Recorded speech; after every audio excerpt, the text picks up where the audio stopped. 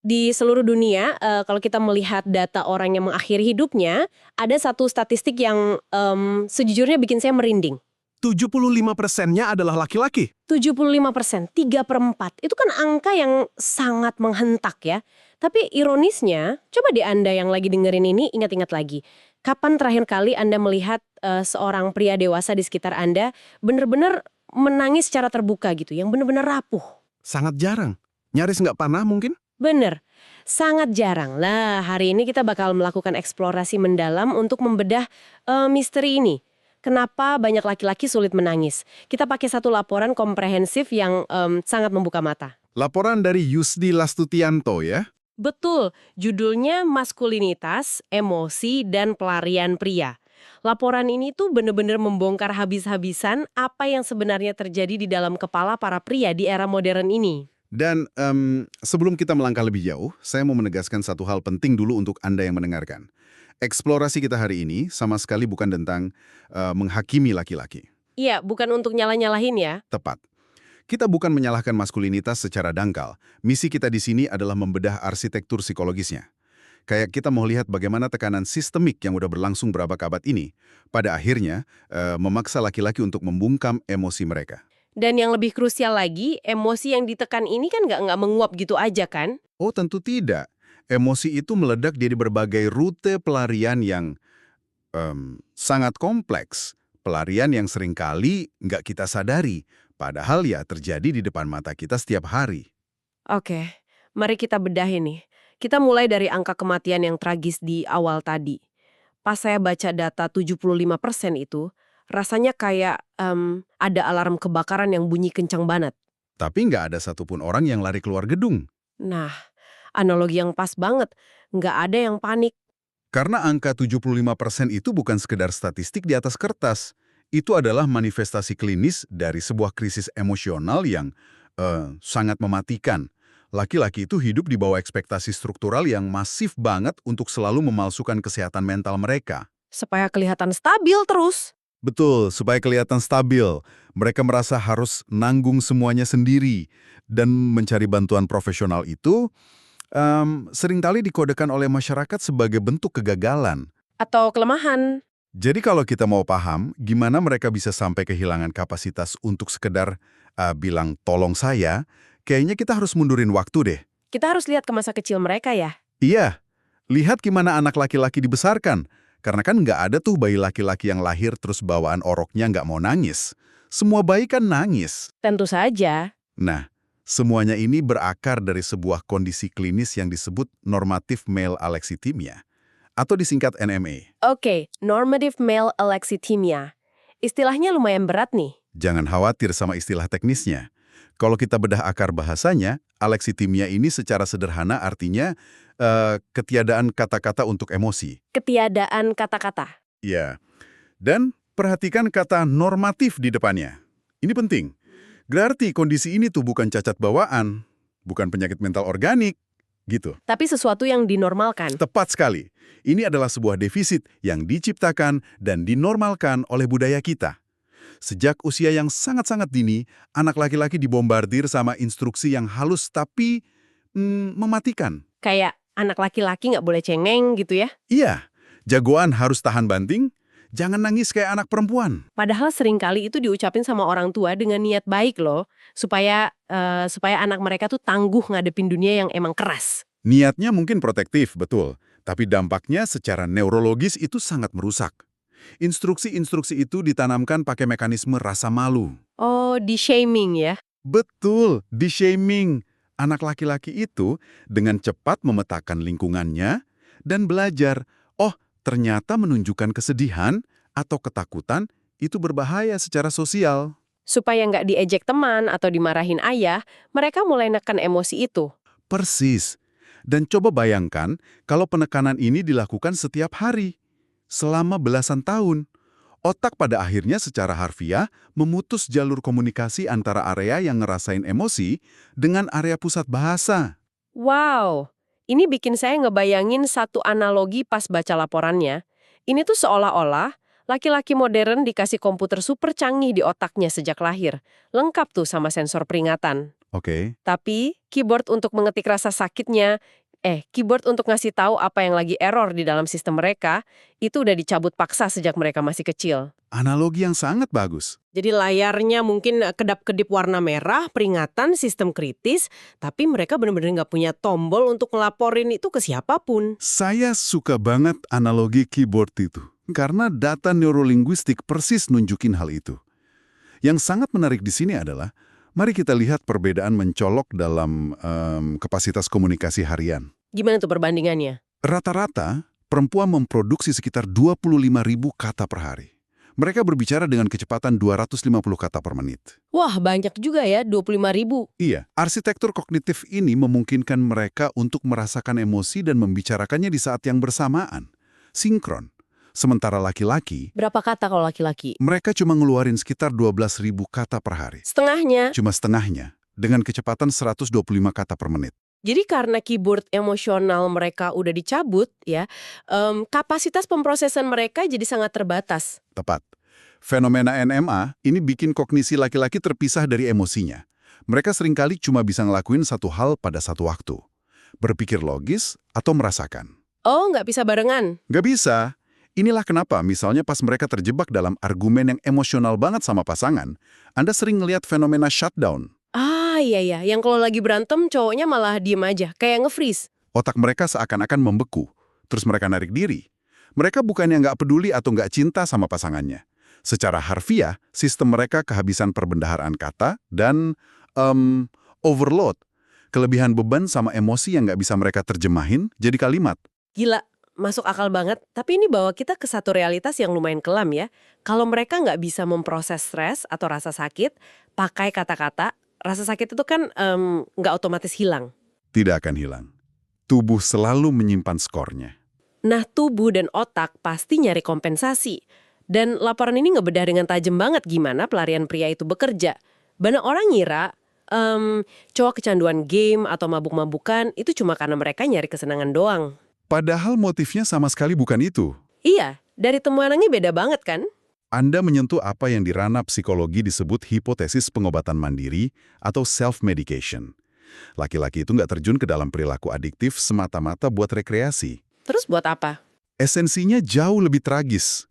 Mereka ngelakuin itu karena keputusan asaan yang absolut untuk tidak merasakan apa-apa. Untuk mati rasa. Betul. Mereka nggak lagi ngejar kebahagiaan, mereka lagi berusaha membius penderitaan.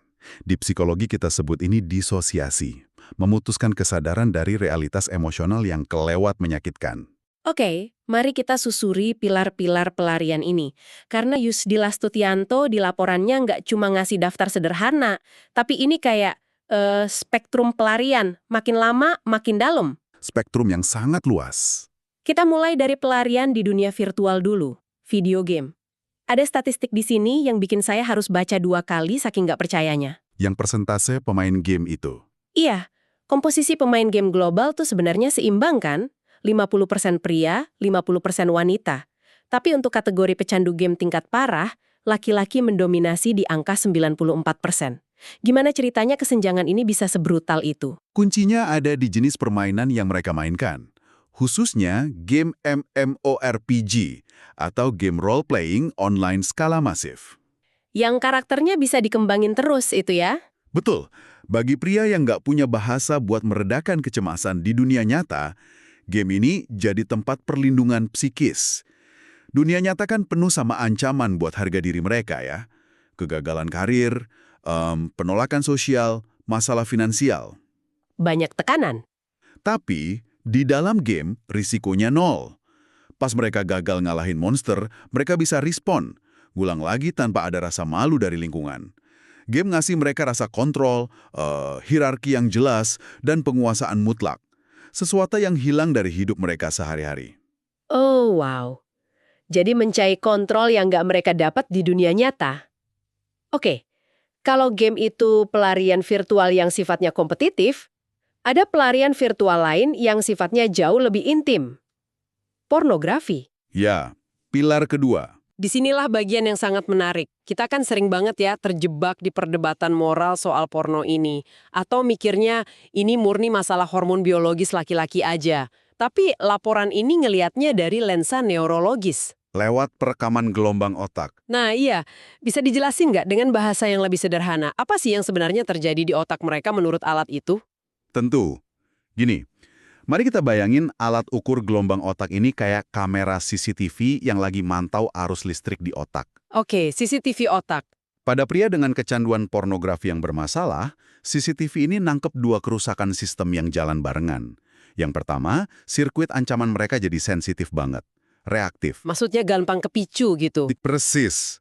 Kalau ada stresor kecil aja di kehidupan sehari-hari, misalnya ditegur atasan atau berantem kecil sama teman, sistem alarm di otak mereka langsung meledak. Dan karena otaknya nggak bisa nenangin alarm itu pakai kata-kata, dia nyari rute paling cepat buat matiin alarmnya. Yaitu dopamin instan dari pornografi. Tepat sekali. Itu kerusakan pertama. Tunggu, terus apa kerusakan yang kedua? Yang kedua, ini jauh lebih menyedihkan jujur saja.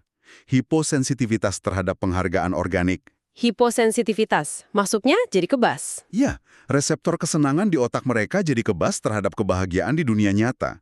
Hal-hal kayak pelukan dari pasangan, senyuman dari anak, atau pencapaian kecil di kerjaan, tiba-tiba rasanya hambar. Hambar, nggak kerasa apa-apa. Nggak kerasa. Rangsangan natural udah nggak sanggup lagi nembus ambang batas dopamin yang udah dirusak sama intensitas pornografi. Jadi, mereka makin lama makin terasing dari hubungan manusiawi yang nyata. Ya ampun, dunia nyata perlahan berubah jadi abu-abu buat mereka ya. Oke, tapi itu kan pelarian yang sifatnya sembunyi-sembunyi di ruang privat. Gimana kalau pelarian itu merembes ke ruang publik? Anda mengarah ke gila kerja. Nah, ini workaholism. Di sini saya mau ngasih sedikit pushback cerdas nih buat argumen laporannya. Tunggu dulu, kalau gila kerja itu masuk pelarian, bukankah ini satu-satunya pelarian yang malah, dapat tepuk tangan dari masyarakat? Sangat dipuja malah. Iya kan? Divalidasi masyarakat, dikasih bonus gaji, dapat promosi. Kalau orang kerja 14 jam sehari, kita nyebutnya pahlawan keluarga. Gimana caranya kita bisa ngebedain antara dedikasi murni dan pelarian patologis? Perbedaan mendasarnya itu justru kelihatan pada apa yang terjadi ketika mereka berhenti bekerja. Oh, pas lagi libur gitu. Betul. Gini, seorang profesional yang memang berdedikasi, itu kan bekerja buat mencapai hasil. Hah? Pas proyeknya selesai, dia ngerasa puas, terus dia bisa rebahan, santai nikmatin waktu luangnya. Wajar ya. Tapi pria yang mengidap workaholism sebagai pelarian, ini nggak nyari hasil. Mereka nyari gerakan kinetik yang terus-menerus. Harus gerak terus. Harus sibuk. Mereka bakal panik banget kalau disuruh diam. Kesibukan absolut itu dijadiin alat buat ngembungkam suara-suara kecemasan dan kekosongan di dalam kepala mereka. Wah, ini ibarat Anda nyalain radio mobil keras-keras buat nutupin suara mesin yang udah rusak ya. Analogi yang brilian. Iya kan? Selama radionya nyala kenceng, Anda bisa pura-pura mobilnya baik-baik aja, padahal mesinnya bentar lagi hancur. Dan kalau Anda lihat rekam medis mereka, kerusakannya emang sangat nyata. Laporan ini mengutip data pada 1.300 pekerja. Ternyata, mereka yang kecanduan kerja punya tingkat kecemasan klinis yang nyaris 3 kali lipat lebih tinggi. 3 kali lipat? 33,8% berbanding 11,9% pada pekerja biasa. Dan jangan salah, mereka juga punya insidensi ADHD jauh lebih tinggi. Masyarakat mungkin muji mereka, tapi secara internal mereka itu lagi nguras nyawa mereka sendiri. Cuma supaya mereka nggak perlu duduk diam dan berhadapan sama perasaan mereka. Lalu, gimana kalau tubuh fisiknya udah nggak sanggup lagi buat gila kerja? Laporan ini menunjukin rute berikutnya. Regulasi kimiawi, rokok, dan alkohol. Ya, pilar keempat. Ini kedengarannya klasik banget emang, mabuk dan ngerokok. Tapi ada studi dari Harvard di laporan ini yang menurut saya spesifik dan mencengangkan banget. Di situ dibilang kalau rokok sangat berkaitan erat dengan satu emosi spesifik, yaitu kesedihan. Emosi yang paling diharamkan dalam buku aturan maskulinitas. Benar, emosi yang paling dilarang. Studi Harvard itu menyoroti satu mekanisme yang menurut saya sangat puitis tapi sekaligus tragis. Para peneliti nemuin kalau rasa sedih itu memicu perokok untuk menarik asap lebih dalam dan menahannya lebih lama di paru-paru dibandingin kalau mereka ngerasain emosi negatif lain kayak marah atau takut. Tunggu, kenapa spesifik kesedihan yang bikin tarikannya lebih dalam? Mari kita pikirin gimana respons fisik alami manusia kalau lagi sedih. Kita ngapain? Kita nangis. Terus kita narik napas panjang atau mendesah panjang kan? Menghela napas gitu ya? Sepanjang karena sedih itu dengan aksi menghisap rokok. Ya ampun, jadi menghisap rokok itu sebenarnya adalah bentuk fisik dari desahan kesedihan yang nggak bisa diucapin? Secara mekanis ya, itu adalah desahan yang disamarkan. Dan ditambah lagi, nikotin itu kan menghantam otak dalam waktu kurang dari 10 detik. Ngasih regulasi kimiawi instan buat memblokir penderitaan itu. Mereka benar-benar lagi membakar kesedihan mereka. Mind blown. Saya nggak pernah mikir sampai ke situ. Nah, dari zat kimia, kita melangkah ke pelarian fisik yang melibatkan orang lain, seksual kasual, atau hookup culture. Cinta satu malam yang tanpa ikatan. Gimana ceritanya seks bisa masuk ke spektrum membius diri ini? Ini bisa dijelasin lewat teori kelekatan atau attachment theory. Pria yang dibesarin dengan pengabaian emosional, di mana tiap kali mereka rapuh malah diejek, akan belajar satu hal. Mereka belajar bahwa kerentanan itu sama dengan pengkhianatan. Oh, kalau saya buka diri, saya pasti disakitin gitu ya? Persis. Akhirnya mereka ngembangin gaya kelekatan yang menghindar. Jadi mereka mendesain sebuah interaksi di mana mereka bisa dapat keintiman fisik tanpa sedikit pun risiko keintiman emosional. Interaksi mekanis murni. Betul, seksualitas yang terdisosiasi. Tapi kan ironisnya menurut data empiris pada ribuan mahasiswa di laporan ini, ikut-ikutan budaya hookup ini malah bikin mereka makin depresi setelahnya. Bukannya muasin dahaga, malah ngerasa makin terisolasi. Itu karena jiwa manusia kan dirancang buat nyari koneksi yang bermakna. Kalau Anda terus-terusan misahin tubuh Anda dari emosi Anda pas lagi sama orang lain, Anda tuh lagi ngelatih diri Anda sendiri buat jadi robot. Kesepiannya makin dalam. Kesepian yang datang setelahnya itu jauh lebih kelam dibandingin sebelum pertemuan itu terjadi. Oke, sejauh ini kita ngomongin fenomena globalnya. Tapi saya pengen narik ini ke realitas lokal kita. Realitas di Indonesia. Laporan ini kan mengutip studi epidemiologis psikiatri di Makassar. Ah iya, studi di Makassar. Dan jujur, disinilah saya ngerasa sedikit kebingungan dan butuh penjelasan Anda nih. Di Indonesia, budaya kita itu kan sangat komunal. Kita suka nongkrong, gotong royong, kita kepo dan peduli satu sama lain. Logikanya, harusnya laki-laki di sini lebih gampang curhat kan? Harusnya begitu. Tapi datanya malah nunjukin sebaliknya, ada korelasi negatif yang lumayan besar, minus 0,770, antara pria yang mengadopsi maskulinitas kuat dengan kemauan nyari bantuan profesional. Pertanyaannya, kenapa budaya komunal kita yang harusnya suportif malah jadi bumerang? Itu pertanyaan yang sangat kritis. Gini, di permukaan, budaya komunal emang kelihatan mendukung. Tapi di bawah permukaan, budaya komunal kita ini kan punya standar moral dan norma kehormatan yang sangat kuat. Oh, soal menjaga nama baik keluarga. Tepat. Kayak konsep Sirina Pace di Makassar, atau konsep menjaga muka keluarga secara umum di seluruh Indonesia. Itu bawa tekanan yang luar biasa berat. Dalam masyarakat kolektif, nilai seorang laki-laki sering diukur dari kemampuannya jadi pilar pelindung keluarga. Kalau pilarnya retak, Nah, kalau pilar itu kelihatan retak atau dia ngeluh soal kesehatan mentalnya, itu nggak cuma dianggap sebagai kelemahan individu, itu dianggap mempermalukan seluruh keluarga. saya ngerti sekarang. Jadi semakin erat ikatan komunalnya, semakin mereka takut jadi beban atau mencoreng nama baik. Betul sekali. Dan korelasi minus 0,770 tadi, buat pendengar ini tuh angka statistik yang nyaris sempurna berbanding terbalik ya. Iya, angka itu nerjemahin realitas yang benar-benar brutal. Semakin seorang pria ngerasa dia harus menuhin standar kejantanan komunal di Indonesia, semakin kuat dia mengunci rapat-rapat depresinya di dalam hati. Takut dihakimi. Rasa malu atau shame di budaya kita itu sangat komunal. Dan akhirnya, depresi yang disembunyiin rapat-rapat ini jadi bom waktu yang siap meledak kapan aja di dalam ruang keluarga kita sendiri. Ngomongin soal bom waktu, jadi apa makna dari semua ini? Mari kita bahas harga jangka panjangnya. Kalau pola mati rasa emosional ini terus dipertahanin sampai mereka tua, dampaknya secara medis gimana? Dampaknya adalah kehancuran sistemik. Di laporan ini disebutin, peneliti pakai semacam rapor kualitas hidup standar yang dipakai dokter sedunia, namanya EQ5D. Oke. Hasilnya, nunjukin kalau mati rasa emosional yang berkelanjutan ini ngehancurin skor kualitas hidup fungsional mereka pelan-pelan. Dan jangan lupain penalti metabolik. Penalti metabolik? Maksudnya penyakit fisik? Betul. Stres kronis yang terus ditekan, itu bakal ngelepasin hormon kortisol secara berlebihan.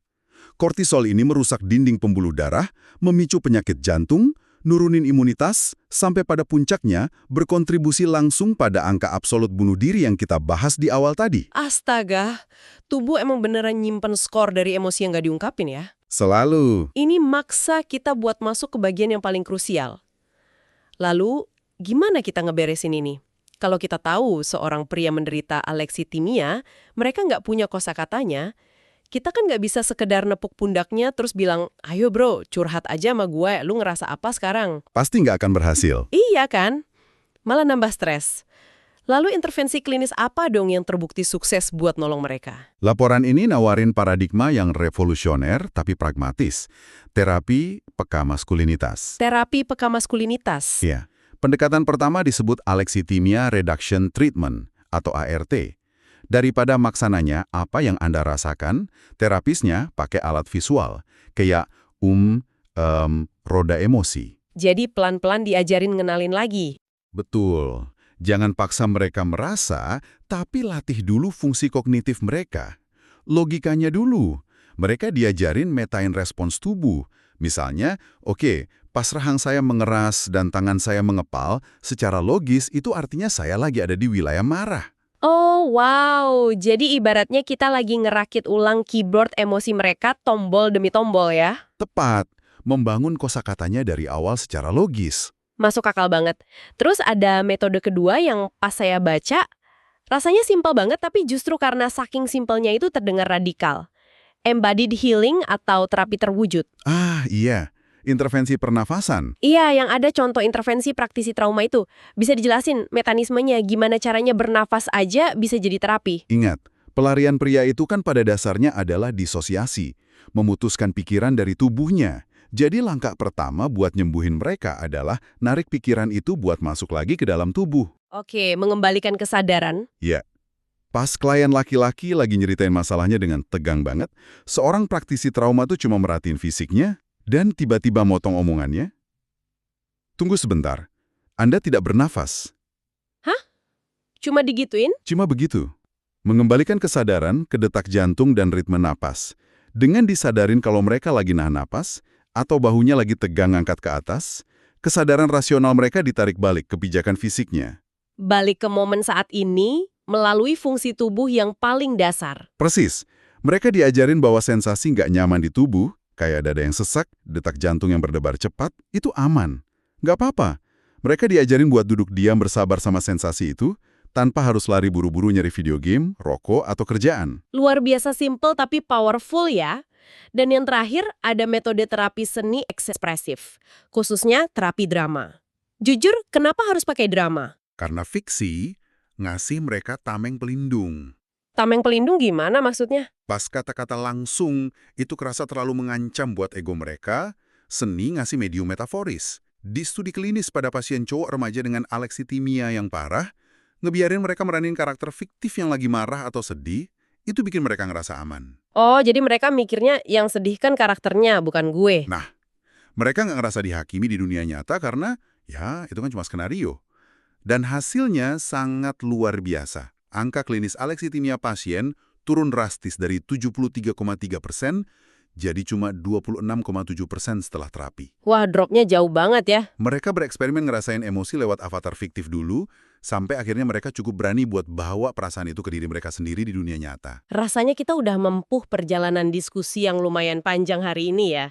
Untuk ngerangkum ini semua buat Anda yang dengerin, kita sampai pada kesimpulan bahwa pria nggak menangis itu bukan karena mereka kebal sama rasa sakit. Sama sekali bukan. Tapi karena arsitektur budaya kita udah melucuti leksikon emosional mereka sejak kecil. Karena mereka nggak punya cara buat nerjemahin rasa sakit itu jadi kata-kata, mereka akhirnya berlari. Mengembara di isolasi digital, game online, meregulasi stres pakai bahan kimia kayak rokok, atau menyibukkan diri tanpa henti di kantor, cuma buat menghindari kerentanan. Hal ini memunculkan satu pertanyaan penting buat kita semua. Solusinya, itu ternyata bukan sekedar motong rute pelariannya. Marahin mereka karena main game kelamaan, atau nyita rokok mereka itu nggak nyelesain masalah utama. Terus apa solusi sejatinya? Kita harus ciptain ruang aman tanpa penghakiman. Sebuah ruang di mana mereka akhirnya bisa dengan lega meletakkan tameng mereka dan berhenti berlari. Sebagai penutup eksplorasi kita hari ini, maksa saya buat mikirin satu pemikiran provokatif. Sebuah skenario masa depan yang sejujurnya agak nakutin. Dan saya pengen Anda yang dengerin juga merenungkan hal ini. Skenario apa itu? Saat ini kan pria melarikan diri ke dunia virtual dan interaksi yang terdisosiasi. Karena interaksi manusia nyata itu nuntut kerentanan emosional yang nggak bisa mereka kasih.